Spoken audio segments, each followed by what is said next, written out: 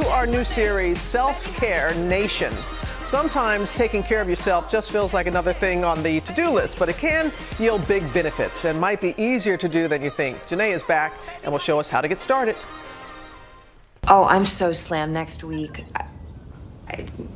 But I'm sorry, if you want to go, I'll make it. When was it?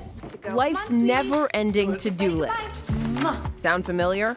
That's how life looked for Alisha Ramos until she learned how to prioritize time for herself. I would put in my hours at the office, and then after hours I would come home and do more work, constantly online and saying yes to everything. Ramos recognized a need for change in her life, so she created an online community called Girls Night In, a newsletter on self-care that reaches 150,000 readers weekly. A lot of our content is focused on friendships and how to strengthen your friendships. Also, on the flip side of things, how to maintain boundaries with certain individuals in your life. Ramos is part of the millions seeking answers. The self-care industry is $10 billion strong, with a hashtag that returns more than 18 million hits on Instagram. Hi! And she says it goes beyond just relaxing with a face mask. You don't necessarily need to spend money. It could even extend to your relationships. I haven't seen my friend in a while, maybe I'll shoot her a quick text. Don't feel guilty about taking some time to figure out what makes you happy, what brings joy in your life.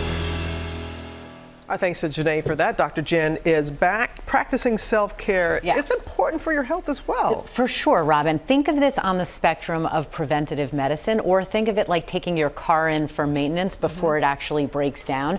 It is a major health trend right now, as we just heard in the piece. And I think there are a lot of myths and misconceptions. It's not selfish. It's not about spending a lot of money. It's not just for women. Men are doing it too.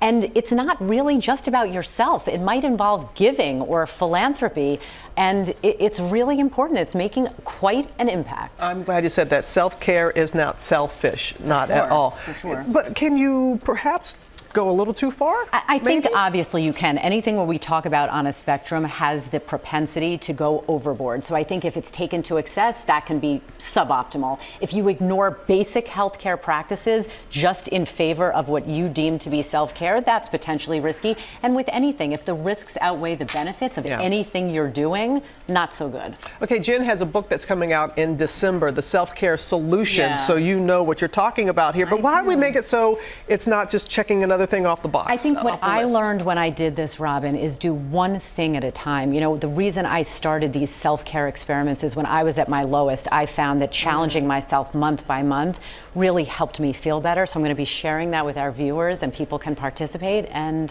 hopefully it'll help a lot of people. I'm sure it will. You always do. Thank you. Looking forward to that, Thanks, Jen. Robin. Thanks so much. Well, hey there, GMA fans. Robin Roberts here. Thanks for checking out our YouTube channel. Lots of great stuff here. So go on, click the subscribe button right over here to get more of awesome videos and content from GMA every day, anytime. We thank you for watching, and we'll see you in the morning on GMA.